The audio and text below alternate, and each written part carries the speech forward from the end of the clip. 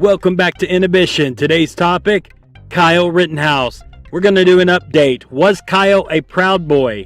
Did he punch a girl? Are these relevant to the shooting? The prosecution thinks so. Let's talk about it.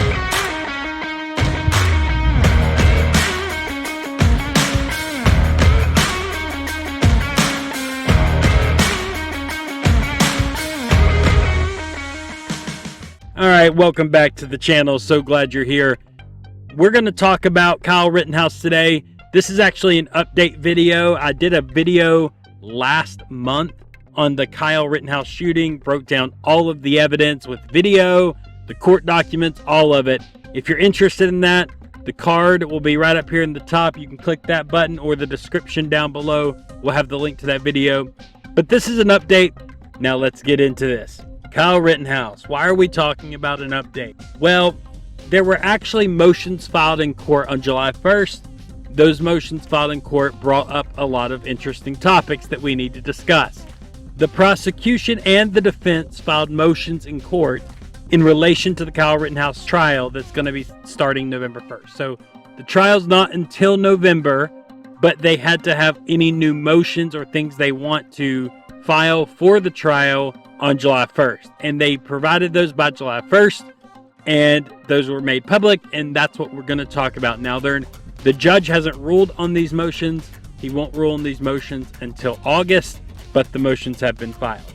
So let's take a look at what motions were filed by the prosecution. So in a motion filed Thursday, which was July 1st, in Kenosha County Circuit Court, Assistant Director Attorneys Thomas Binger and Jason Zott asked Judge Bruce Schroeder to allow them to admit evidence that Rittenhouse is associated with the Proud Boys, a group classified as a terrorist organization by Canadian government and as a hate group by the U.S.-based Southern Poverty Law Center. Now, before I move further, I do want to point out that these quotes that I'm reading right now are taken from an article online, and this article tries to point out that the Proud Boys are classified as a terrorist organization by Canadian government, which is completely irrelevant because we're not in Canada. This court case has nothing to do with Canada, and the United States does not classify currently the Proud Boys as a terrorist organization. And then it also says the U.S.-based Southern Poverty Law Center lists them as a hate group. The Southern Poverty Law Center has no bearing on law or government or the FBI. The FBI doesn't have them listed that way. So it's very important to realize that there's a lot of propaganda in media. My Thursday series where we talk about propaganda in the media, and this is a clear example. So this is what they said in the motion. Much like members of the Proud Boys take pride in violence, the defendant is evidently proud that he killed 2 people and seriously wounded a third. He has posed for selfies as if he is a celebrity. His family has sold merchandise with his image on it that celebrates his acts of violence. The prosecution motion states, the fact that he has since celebrated his notoriety strongly suggests that he set out to achieve the goal of being famous. Now, this is completely laughable. First of all, the Proud Boys are not called the Proud Boys because they are proud of acts of violence and killing people. Now, don't get me wrong. I'm not defending the Proud Boys because I condemn the Proud Boys and their tactics and actions that they take. But it was 100% not called the Proud Boys because they're proud of acts of violence. So using that phraseology shows that Binger, who wrote this, who is the prosecution's main attorney, doesn't know what the Proud Boys actually even. That being said, Kyle did pose for some pictures with some people in a bar, which we're going to talk about in just a moment. But he hasn't really been posing for selfies on some kind of consistent basis. His family has not sold any merchandise with his image on it at all. That's just a complete lie. Now, they have sold merchandise to try to raise money for his defense. So they have sold t-shirts and things like that talk about, that support Kyle, maybe say free Kyle. There's some that say something about the Second Amendment, but it doesn't have his image, nor is it, celebrating his acts of violence. They're not celebrating his acts of violence. They're simply stating that he's innocent. Also, it talks about that he celebrated his notoriety, which is completely false. There's no evidence that he's celebrating his notoriety or has a goal of becoming famous. He didn't go there with a goal to become famous. There's no evidence that he has a goal to become famous. These are all just claims that the prosecution's making to make it appear like Kyle's not remorseful. The idea is that they are assuming guilt. They're trying to say that he's not remorseful over his actions, as if it's already been proven that his actions were wrong and made him guilty. See, you don't show remorse for self-defense. You may be affected by it. It may, there may be some PTSD related to it. The fact that you may have had to take a life or did take a life is going to affect you, but that's not the same as remorse, regret. I am sure that Kyle doesn't regret saving his own life by defending himself. And again, if you don't think it's self-defense, go check out my other video that breaks down all the evidence. But the interesting thing is the prosecution is assuming guilt rather than proving guilt and then trying to use that as evidence. It goes on to say prosecutors are asking that Rittenhouse's association with members of the Proud Boys be allowed in trial because it goes to the defendant's motive and intent for coming to Kenosha on August 25th. Now, I have no idea how the prosecution's even beginning to make that claim. We'll see here in a moment that the only interactions that Kyle has had with the Proud Boys that anyone knows about, and even the prosecution admits, is after the events of Kenosha on August 25th. It's after the shooting. There's a situation in a bar that it talks about in January, and there's also a situation where his lawyer, after the event, took him to a meeting to potentially meet with the leader of the Proud Boys. That was set up by his attorney at that time. That attorney has since been fired, but that attorney at that time set that meeting up, and Kyle knew nothing about who that was.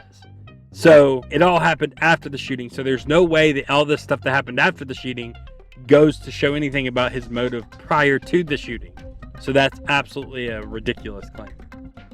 The state had previously filed a motion looking for a modification of Rittenhouse's bond after he was photographed in a Racine County tavern on January 5th of this year after a court appearance on the homicide case. In the bond motion, the state included photographs that showed Rittenhouse posing for photographs with men while making the OK sign, while video from the bar shows Rittenhouse being serenaded by the men with the Proud Boys anthem.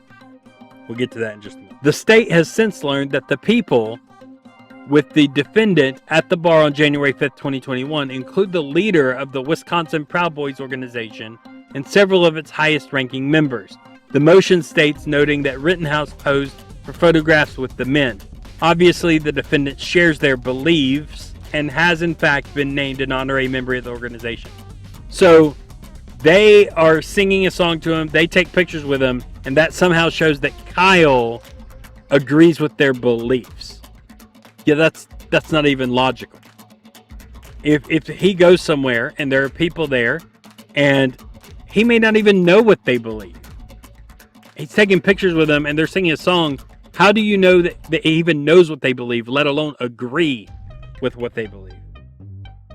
And then it says the motion describes the Proud Boys as a violently racist organization whose members take pride in assaulting members of racial minorities, particularly Black Lives Matter protesters. First of all, there's a couple of issues with this statement of what the motion said. We'll talk about whether the Proud Boys are a racist group. We'll talk about all that in just a moment. But what we'll notice is that the prosecution is trying to link Kyle to the Proud Boys. This, to me, shows a desperation on the prosecution. If this was an open and shut murder case, and it's on video, every one of the shootings is on video. So if this is truly murder, it should be clear, and it should be an open and shut murder case. There would be no need to try to link Kyle to the Proud Boys when there is no actual link that is there, if this was just an open and shut murder case. So this motion actually shows me that the prosecution has no case. And instead of making the case based on the evidence that he committed murder, they're going to try to just tarnish his reputation and his character to make the jury not like him, making it easier for them to try to make But let's talk about the Proud Boys for a moment. Now, again, I do not support the Proud Boys. Their tactics are violent. I don't agree with their tactics. But while I will say that they are absolutely wrong as a group in what they do, their tactics, I don't support them and I would condemn them. They are not actually a racist organization. This is the leader of the Proud Boys. His name is Enrique Tarrio. I might be pronouncing that wrong. He is a Afro-Cuban or a black Cuban man. He's the leader of the Proud Boys. Not some white redneck racist, but a black Cuban man. Not only is the leader black, but the Proud Boys are filled with people of all races. Here's a couple of the black Proud Boys talking about that. I will go out and say that the Proud Boys as a whole, I will say this on behalf of the entire national organization, denounce white supremacy. We are in no way, shape, or form white supremacists. We have a vetting system that just gets those guys out of our hair. We do not have anything to do with white supremacy. We do not have anything to do with the Ku Klux Klan. We denounce those organizations. So here's a black Proud Boy. He's actually the leader of the Salt Lake City, Utah chapter. And he is denouncing white supremacy. And he's black. Let's look at another black Proud Boy. My name is Edwin Arthur. I'm a LA Proud Boy chapter. I didn't always support Trump. I didn't vote for him because I didn't know to trust it. I didn't trust Hillary Clinton at all and would have never voted for her. So I wanted Trump to prove it, and he has proved it to me, and I will vote for him in 2020. So I believe Make America Great's real. I believe it's real for black people and black Americans to support making America great again. I believe black Americans made America great from the beginning. I believe black Americans make America great. So we should all MAGA. And don't fall victim to a lot of false ideologies, race pimping, and, all that kind of stuff. So I joined the Proud Boys. I looked out and tried to find them for 4 months because I believed in their ideology. He found us. And when I found them, they treated me like a brother. All love. We're mixed between all different races, ages, and sexualities. Yeah, it doesn't matter. And sexualities. Yes. We got gay members, Asian, black, Hispanic. There's not one racist, redneck, Nazi that I've met. Find him and we'll kick him out. There's this guy right here, again, a black member of the Proud Boys, stating that we have people of all races in our ranks, and this white guy and black guy hugging, saying they're brothers. Yeah, total white supremacist here. And they're saying, look, we have people of all races, all sexualities. This isn't about race or sexuality or identity. And he even says, the white guy even says, if you find one of the racist rednecks, find them, we will kick them out. They are not a racist white supremacist group, no matter what the media lies to you and tells you. It's nothing more than hyperbole and nothing more than a smear tactic from the left and from the media to label everybody who is not left-leaning, everyone who's not a Democrat, anyone who supports Trump as racist white supremacists. It's a tactic to divide us by race, and it's ridiculous. Now, again, I'm not supporting the Proud Boys. I do not think the Proud Boys are a good group. That being said, they are not a racist group, and the facts actually matter. So what about Kyle and the bar? So Kyle apparently was at a bar with the Proud Boys, taking a picture with the Proud Boys. What's going on here?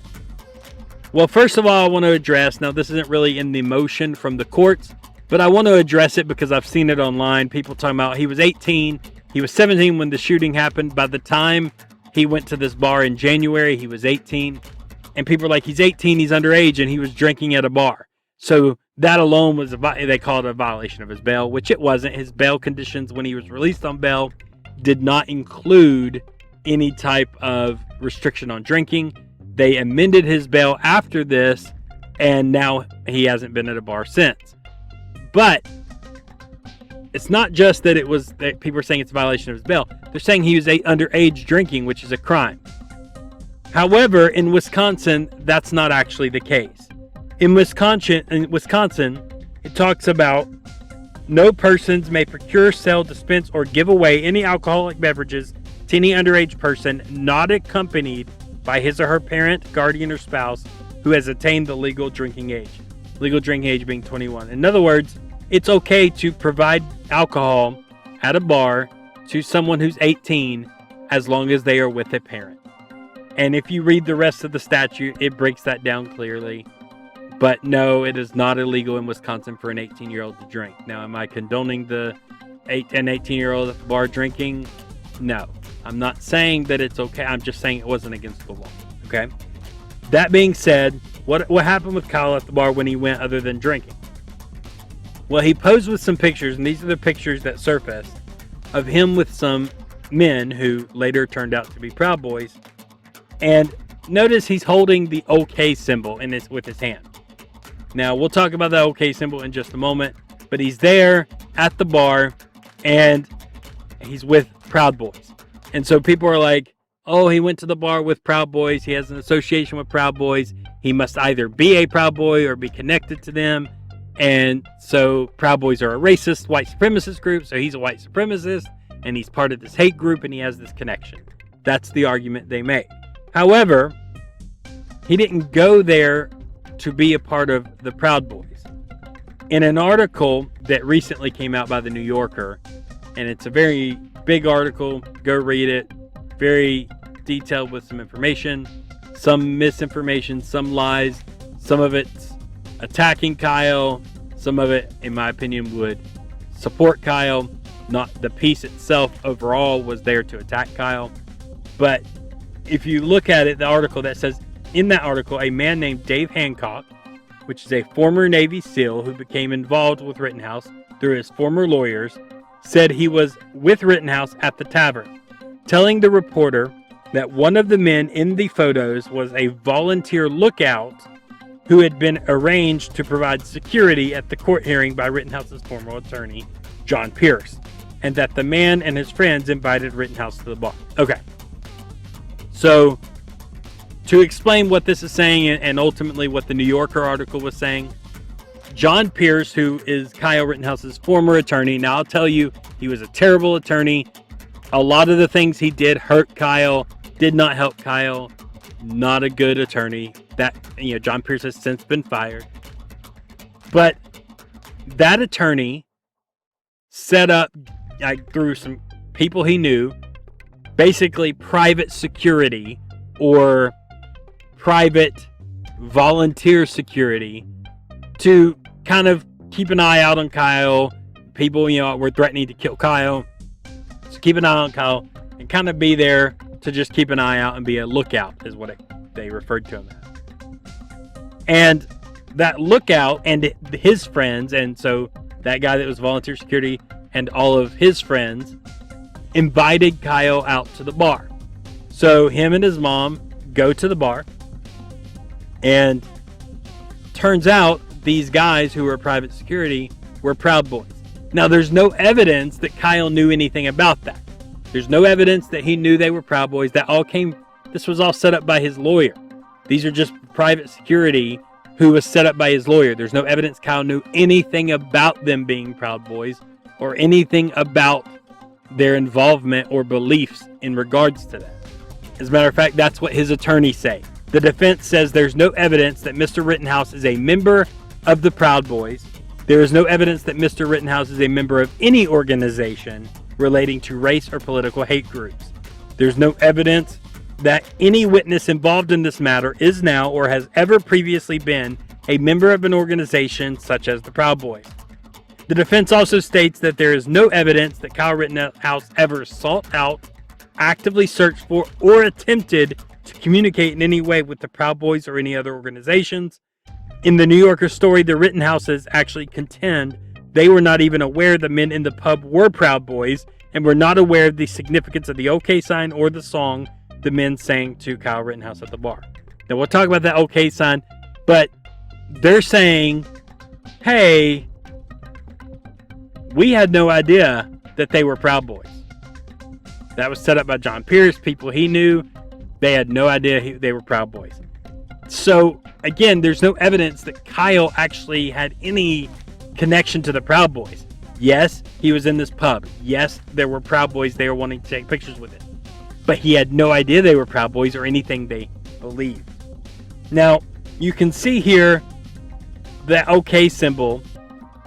The reason people are freaking out about it is because when you make the OK symbol, as seen in this picture, it makes the three fingers that are up make the W, and then your thumb and index finger that are make a circle, and then down your arm make a P shape, and WP stands for white power. It's a white supremacy symbol.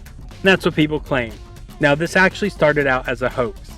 The OK hand gesture. Now, this is from the ADL, which is the Anti-Defamation League.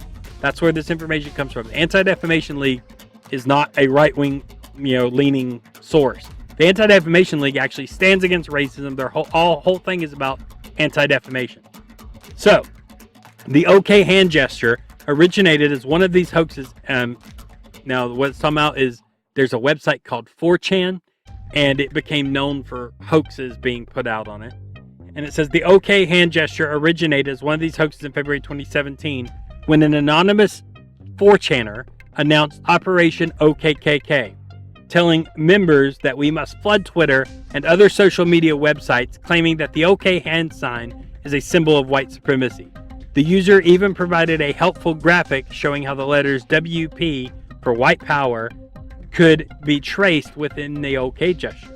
The originator and others also suggested useful hashtags to help spread the hoax, such as power hand privilege and not okay.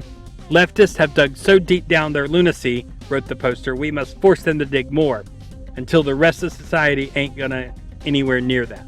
And the idea is that we are gonna put this hoax up and prove that leftists will believe anything.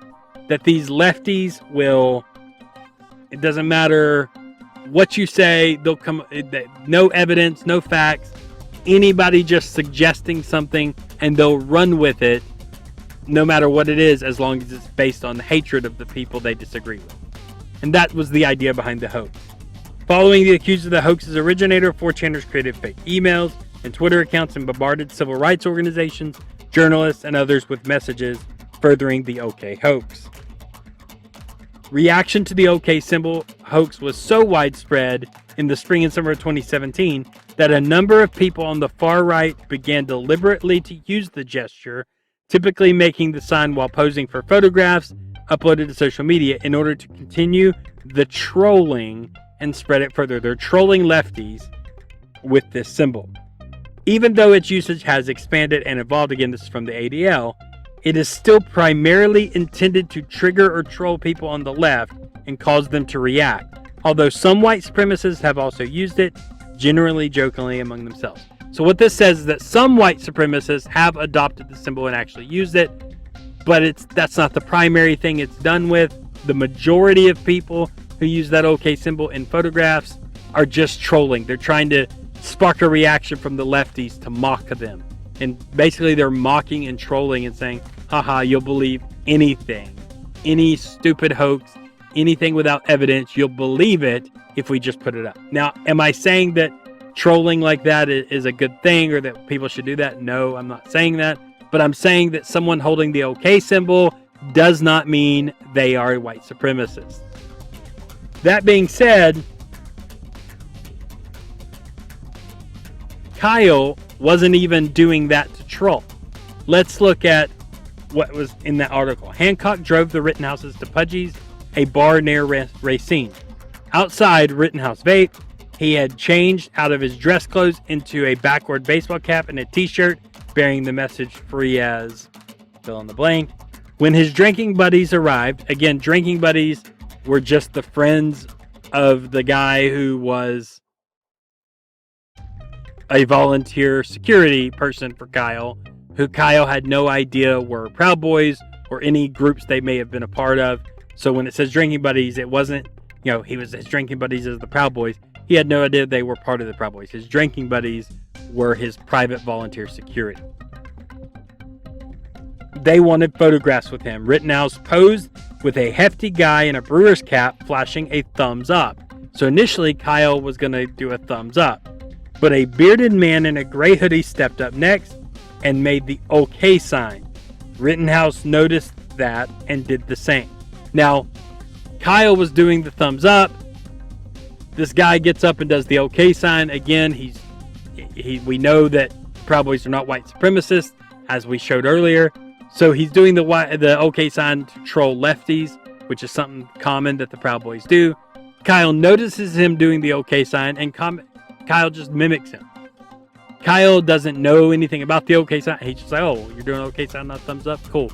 I'll do the OK sign too. And Kyle just started mimicking what they were doing. No idea what it meant. No idea.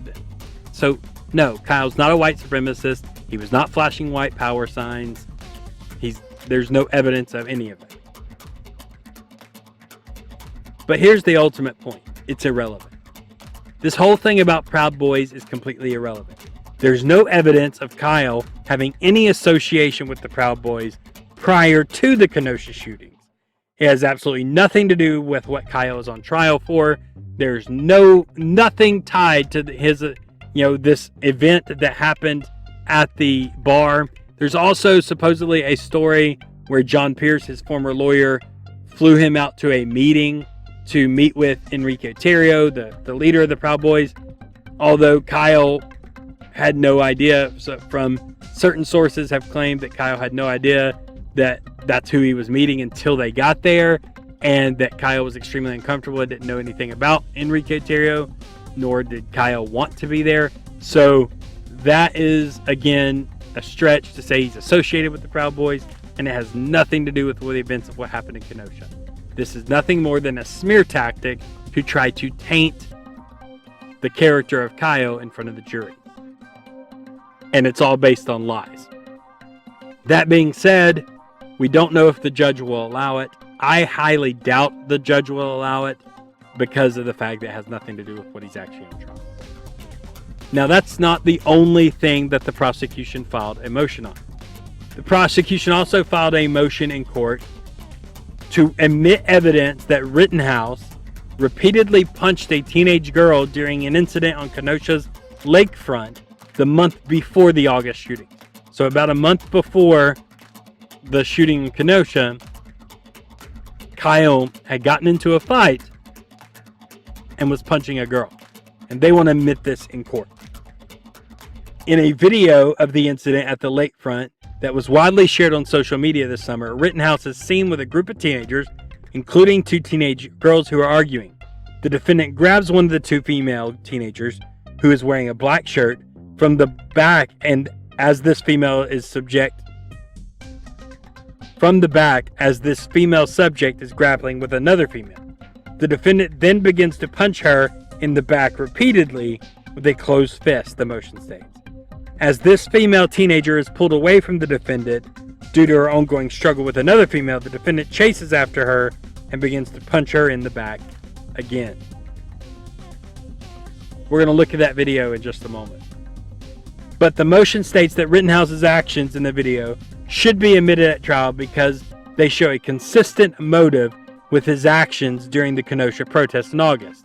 The defendant, an Illinois resident, willingly and intentionally put himself in violent situations in Wisconsin that do not involve him in order to commit further acts of violence, the motion states. Now, again, it's trying to make this argument that he's from Illinois, he's not even from Wisconsin, but he willfully put himself in the violent situation in Wisconsin, even though he's from Illinois. It's completely irrelevant that he was in Wisconsin. There is no evidence that he went to Wisconsin to get into this fight with this girl. So he did not go to, just because he's from Illinois. If I'm from one state and I travel to another state and then something happens while I'm there that I end up getting involved in, it doesn't mean I traveled to that location and willingly put myself in that situation. So again, that's just an irrelevant statement. It says, in the July 1st, 2020 incident, rather than simply pulling apart the parties or contact law enforcement, the defendant begins violently attacking one of the female subjects involved in the fight, the motion states. We'll see why that is in a minute. Again, I'm not going to condone him hitting a girl. I don't believe that's good. I believe he was wrong. But it's not as clear as the prosecution's making it sound. So let's talk about Kyle's fight. The defense response states that one of the girls involved was Rittenhouse's sister. So the prosecution's saying Kyle had no business being involved, yet one of the girls in the fight was his sister. Now let's actually watch some video, and there's no audio in this. I've taken the audio out due to some language in the background, and we're just going to talk through what we're seeing. So it's going to initially play this fight at normal speed, and then we're going to slow it down, and then you're going to talk about it.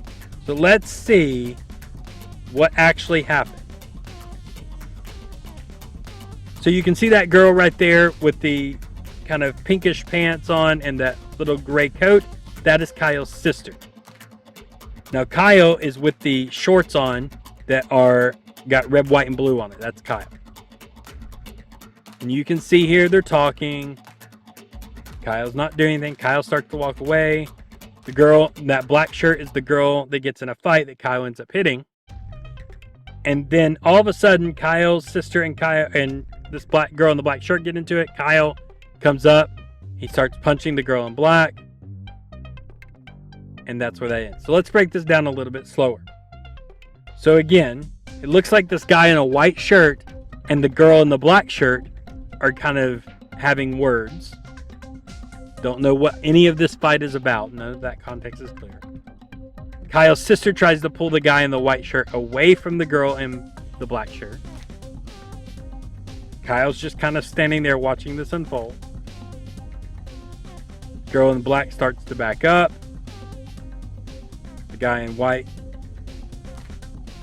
is being held back by Kyle's sister, but he starts moving forward, so Kyle kind of walks with them so they can stay with them, stay together. More words, obviously, during this whole time. There are words being spoken. Kyle's sister and the girl in black are talking. And you can see here, Kyle ends up turning. Kyle's again in this red, white, and blue shorts with the glasses. Kyle's there, kind of talking. Don't know what's being said exactly, even in the real video with the audio. All you can hear is the people who are recording it. You can't hear what's actually happening and what's being said. So Kyle, looks like Kyle's sister says something to Kyle. Kyle turns and walks away. And then right here, you can see there's some words being exchanged. The girl in black is saying something to Kyle's sister. And in just a second, you're going to see a fight ensues between these two girls. Again, girl in black, Kyle's sister exchanging words. And here comes Kyle's sister. They're exchanging words. The fight breaks out. And you can see it all started with the girl in black pushing Kyle's sister. And now the fight has broken out. Now Kyle's not there yet. Here comes Kyle. He just caught up to them. And Kyle is stepping in to defend his sister. Now again, I don't agree that Kyle should have hit the girl in black. Do not agree with that. But she is assaulting his sister, and he's stepping in to try to defend his sister. Now, the prosecution is saying that Kyle should have called the police. Well, his sister's being beaten right in front of him. She's being assaulted right in front of him. He's watching. By the time the police got there, his sister could be seriously injured. So saying that he should have called the police doesn't really work. Now, I do agree he probably should have just tried to grab the girl and hold her back and not allow her to hit his sister rather than punching her. I agree with that. But this isn't an image of Kyle just being a violent aggressor who is inserting himself into situations that don't involve him just so he can be violent. This is an image of Kyle only acting in violence in defense against someone who's attacking, which helps the self-defense argument. This does not help the prosecution's claim. So, while I disagree with Kyle hitting the girl, this is not Kyle just being a violent thug who just walks around and acts violent. So, the prosecution's not the only one who filed motions. So did the defense. Along with the prosecution motion filed Thursday, the defense filed motions seeking to admit evidence that Joseph Rosenbaum, one of the 2 men killed in the shooting, had been convicted of sexual assault of a minor. It is the defense's position that Rosenbaum sought to arm himself by stealing Mr. Rittenhouse's weapon because he could not legally purchase a firearm due to his status as a convicted sex offender.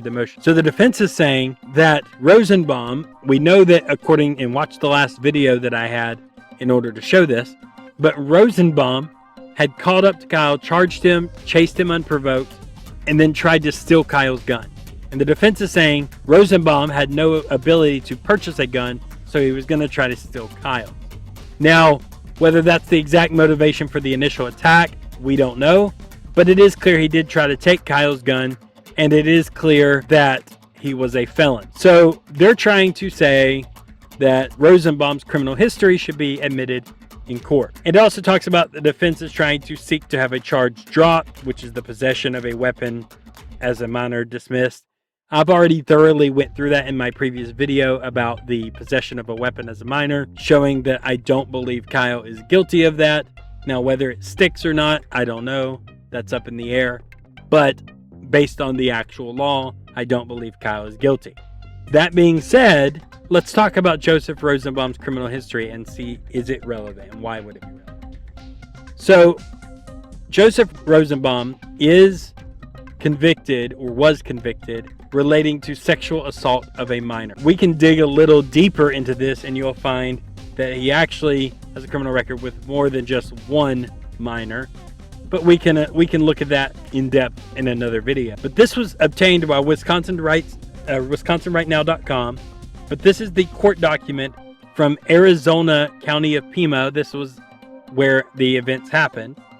And he actually was 11 different counts. Now, we're going to talk about all 11 accounts. I'm not going to go into great detail, but I do want to point out that some of these do have graphic, very graphic language because it's dealing with sexual assault of a minor. So if that triggers you or you don't want to hear it, go ahead and skip ahead in the video. Count 1 has to do with public sexual indecency to a minor under 15.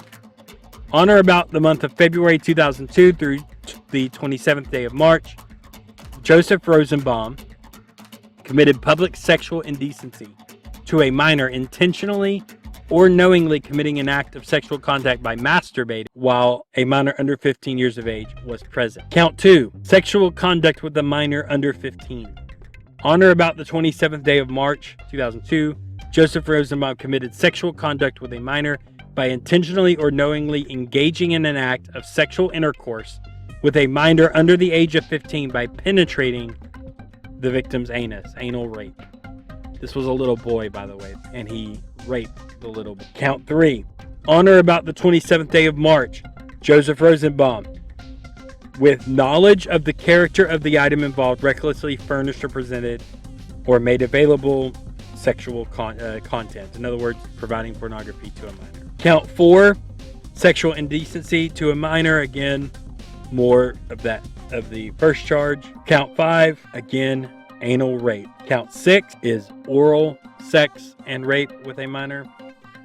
Count 7 is again related to oral rape. Count 8 is molestation of a child. Count 9 is another count of molestation of a child. Count 10 is another count of molestation with a child. And count 15 is indecent exposure to a minor under 15. He entered a plea agreement and to amended counts of sexual conduct with a minor in the second degree, a preparatory dangerous crime against children. The other charges were then dismissed, but sex offender registration was required.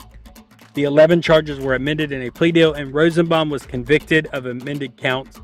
According to online court records, Rosenbaum was sentenced to 10 years on December 12, 2002 for sexual contact of a minor, and then sentenced to 2 years, 6 months for sexual contact of a minor related to the same 2002 incident.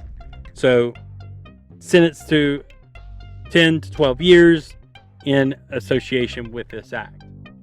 While he was in prison as well as on probation afterwards, he had all kinds of different charges. You can see here that these are violations that he racked up during that time, including some violent charges, including assault on staff multiple times, arson, multiple assault on staff, assault with a weapon charge. And so you can see that he not only was a child molester and child rapist and a pedophile, he was also a very violent man. Rosenbaum also had an open Wisconsin case for a misdemeanor bail jumping that was filed on July 30th, 2020. Rosenbaum also had open misdemeanor cases for battery for domestic abuse and disorderly conduct for domestic abuse. So again, his violence wasn't just way back in 2002. Oh, that's his past. No, this was from 2020. So he's still committing these acts all the way up until the time of the shooting. He was a violent criminal. So why is this even relevant? What's the point of all of this? Why is Joseph Rosenbaum's history relevant? Some people will argue, well, Joseph Rosenbaum's not on trial, so that's irrelevant. Kyle's on trial. It's not irrelevant because Kyle's defense is a claim of self-defense, meaning that Joseph Rosenbaum attacked him. So the fact that Joseph Rosenbaum attacking him is relevant to this case. It is also relevant to show that Joseph Rosenbaum is a violent criminal. Why is that relevant? Because without understanding that, there might be question of why Joseph Rosenbaum would just randomly attack somebody. You know, a good, normal, everyday guy just randomly attacking someone doesn't make any sense. And it leads to this idea that Kyle must have done something to spark it. But when you understand the context that Rosenbaum was a violent criminal, it makes a whole lot more sense that Rosenbaum would attack someone unprovoked. And with that, it helps strengthen the self-defense case. That's why it's relevant. Now, I don't think the judge is going to allow Joseph Rosenbaum's criminal history to be discussed in court, but it's possible. And if it is allowed, I understand why. If it's not allowed, I can also understand why. So that's the current court updates for what's going on with Kyle. If there's some other things related to Kyle, related to his address and some things that happened previously, we'll make another video in the future talking about that leading up to his trial in November. If you want to keep up to date with Kyle, I will continue to post updates as things happen. So hit that subscribe button, hit that notification bell so you don't miss the video. If you like this video, click the like button, comment down below, and let's talk about Kyle Rittenhouse. Let's talk about the evidence. Let's talk about all of the facts and details in the comments below. Until next time. Thanks so much for watching. For more videos, click subscribe and hit that notification bell. And if you enjoyed the video, click that like button. See you next time.